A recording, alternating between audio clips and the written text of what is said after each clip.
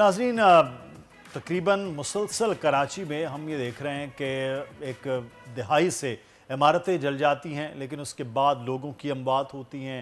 इमारतें जलने के बाद बेपनाह नुकसान होता उसके बाद कुछ नहीं है, सिर्फ़ और सिर्फ खबर के बाद 4 दिन की बातें और फिर और दूसरा सानिया हो जाता है। कराची में आयशा मंजिल पर आग से मुतासरा जो इमारत है उसको सिंध बिल्डिंग कंट्रोल अथॉरिटी की जानिब से क्लियरेंस मिल गई है। मकीनों को रिहाइश की इजाज़त भी दे दी गई है। ये एक अच्छी खबर तो है, लेकिन जाहिर है जिनका नुकसान हुआ है, जिनका सारा सामान जल गया है, उसकी भरपाई कौन करेगा, उसकी जिम्मेदारी कौन लेगा, ये एक सवाल है जो कि इस वक्त जहनों में है। मकीन काफ़ी परेशान है। वो लोग जो कि कल तक तो परसों तक तो अपने घरों में बड़े पुरसकून तरीके से बैठे हुए थे, उनको नहीं आइडिया था कि एकदम हमारे साथ ये हो जाएगा। बिल्कुल। और जो मकीन हैं उनको बहरहाल ये तो ज़रूर कम से कम ये दादरसी होगी कि अपने घरों में वापस जाएंगे, लेकिन उन घरों में क्या है? कुछ भी नहीं है, सब कुछ जल कर खाकस्तर हो चुका है। हमारे साथ इस वक्त मुतासरा फैमिली के मोहम्मद शहीर है, वो मौजूद हैं।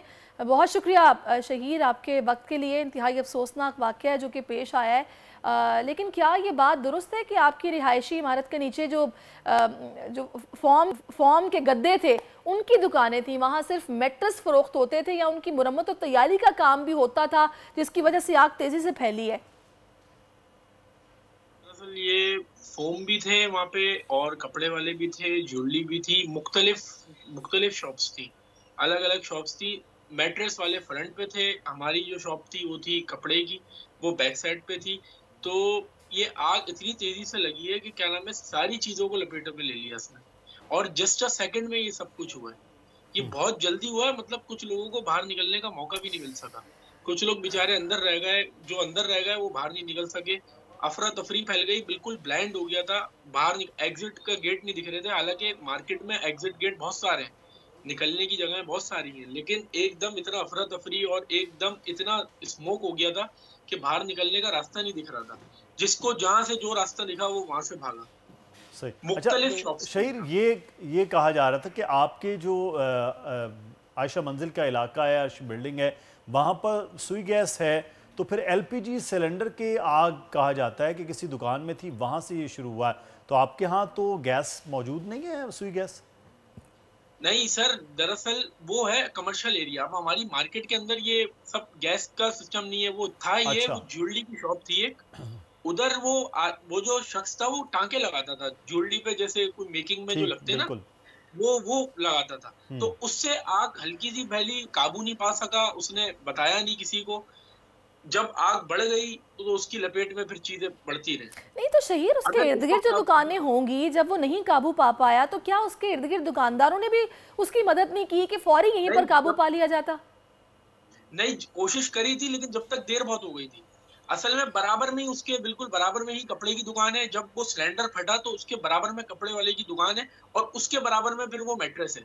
तो मैट्रेस में होता है पेट्रोल। बहुत तेजी से उसने आग पकड़ ली, उस चक्कर में सब लपेट में बहुत फास्ट हुआ है काम।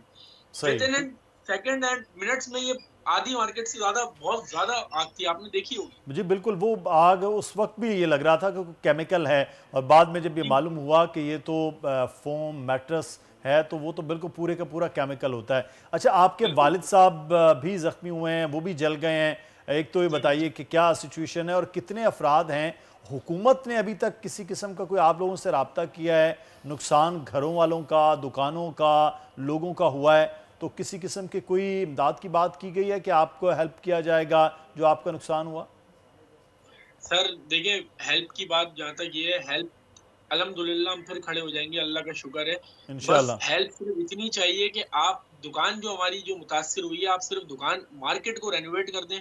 अगर ये डिमोलिश हो जाती है, अभी डिमोलिश का वैसे आया है कि ये नहीं हो रही, लेकिन अगर ये हो जाती है तो बिल्कुल खत्म, रोड पर आ जाएंगे। अगर ये मार्केट बना देते हैं और उसके अंदर हम फिर दोबारा जीरो से स्टार्ट कर लेंगे, कोई इशू नहीं है। अभी ये है कि क्या नाम है, मेरे फादर जब निकल रहे थे बाहर तो वही हुआ, ब्लाइंड हो गया, मार्केट की लाइटें हो गई बिल्कुल ऑफ।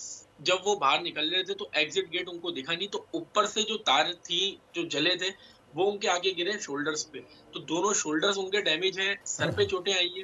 बाहर निकलते वक्त अल्लाह ने जान बचा ली, अल्लाह का बहुत शुक्र है। मुझे तो, और इसके अलावा भी अल्लाह ताला ने मेरे फादर को सेव कर लिया, ये मैं अल्लाह ताला का इसके लिए बहुत शुक्रगुजार हूँ। नुकसान हुआ, ये दोबारा कवर हो जाएगा, इसका कोई इशू नहीं है। ये आने जाने वाली अल्लाह आपको शहीद हिम्मत दे। अच्छी बात है कि आप कह रहे हैं कि हम फिर से खड़े हो जाएंगे, यही एक सोच होनी चाहिए। इस वक्त हमें एमकेएम के रहनुमा फारूक सत्तार साहब भी ज्वाइन कर चुके हैं। फारूक भाई, बहुत शुक्रिया आपके वक्त का। फारूक भाई, अभी हमारी बात हो रही है मुतासरा जो हैं इस वाक़े के, जो अर्शी शॉपिंग मॉल में आग लगी है, उनकी तरफ से एक मुतालबा किया जा रहा है, वो ये कह रहे हैं कि आप और कुछ ना करें, बस हमारे लिए इन दुकानों को रेनोवेट करा दें, इस बिल्डिंग की रेनोवेशन हो जाए, हम ज़ीरो से शुरू कर लेंगे, लेकिन एटलीस्ट इतना हमारे लिए कर दिया जाए। होना क्या चाहिए, किया क्या जाएगा, क्या कहेंगे आप? मैं समझता हूँ कि सबसे पहले जो जरूरी है बात वो कि ये डिक्लेयर कर दिया जाए कि ये इमारत जिसमें 190 दुकानें हैं और कोई 80 से ज्यादा अपार्टमेंट्स हैं ना, ये रहने के काबिल हैं। इनके पिलर्स और जो फाउंडेशन है उसका लोहा महफूज है। और वो तो रिपोर्ट आ गई है फारूक भाई, क्लियरेंस रिपोर्ट आ गई है कि है काबिल रहने के। जी हाँ। तो बस इसका मतलब है कि फिर जो चीजें अब मरम्मत की और रिपेयर किए, वजीर आला ने कल हमें कमिट किया था, हमारी दावत पर जब खालिद भाई ने फोन किया तो तशरीफ लाए, हमने उनका शुक्रिया अदा किया। अच्छा, वो मुतासिरीन से मिले भी फर्स्ट हैंड, उन्होंने भी जो उनका डायलेमा, उनका अलमिया है वो उन्होंने समझा, सुना। तो मैं समझता हूँ कि अब हुकूमत को इसमें कोई वो नहीं करनी चाहिए, और ये जो कॉम्पनसेशन है उसकी बेहतरीन शक्ल यही है कि इनकी दुकानों को रिपेयर करें, मरम्मत करें और काबिल इस्तेमाल बनाएं, और जितनी जल्दी हो जो लोग वहाँ रह रहे हैं वो वहाँ जल्द से जल्द रहने के काबिल हों, अपने घरों में वापस आए, अपनी जिंदगियों को दोबारा शुरू करें। ज़ाहिर एक बहुत बड़ा सदमा और शौक तो लगा है, लेकिन मेरे ख्याल में ये हुकूमत का इतना फर्ज तो बनता है। फिर उनके जो कारोबार, जो माल और मता का नुकसान हुआ है, अगर उसके इजाले का सर्वे जो हमने तकरीबन किया है, लोगों से मालूमात की है, क्रॉस चेक किया है, ये सारा काम असल में हुकूमत का एक डिजास्टर मैनेजमेंट सेल मकामी सतह पे नहीं बना। देखिए, हम बात तो मकामी खुद मुख्तारी की कर रहे हैं ना, कि मरकज मजबूत पाकिस्तान की जमानत साबित नहीं हुआ। 18वीं तरमीम के बाद मजबूत सूबे 15 सालों से मजबूत पाकिस्तान की जमानत साबित नहीं हुए, हमारे बुनियादी मसाइल नहीं हुए। नेशनल डिजास्टर मैनेजमेंट अथॉरिटी मरकज या वफाक में है, सूबे में उसके सेल हैं, लेकिन मकामी और शहरी बल्दियाती सतह पे कुछ भी नहीं है। तो देखिए, ये सारी चीजें पूरी दुनिया में मौजूद जमहूरी माशरे, वहाँ पार्टिसिपेटरी डेमोक्रेसी है। सही हकीकी डेमोक्रेसी तो उसी वक्त होगी ना जब आप मकामी डॉक्टर साहब ये बहुत ज्यादा एतराजात हो रहे हैं जी। डॉक्टर साहब, ये बहुत ज्यादा एतराजात हो रहे हैं कि ऐसे वाक़यात हैं तो आपकी जमात, बहुत सी जमातें इस किस्म के वाक़यात पर अपनी सियासत के मामलात लेकर आ जाते हैं, वो सारी चीज़ों में इन्वॉल्व हो जाते हैं। क्या असर ये सियासत की जा रही है एमकेएम की जानिब से भी, और आप क्या कर रहे हैं? मेरे ख्याल में मैंने जितनी गुफ्तगू की, देखिए उसमें मैंने किसी पे कोई इल्जाम नहीं लगाया।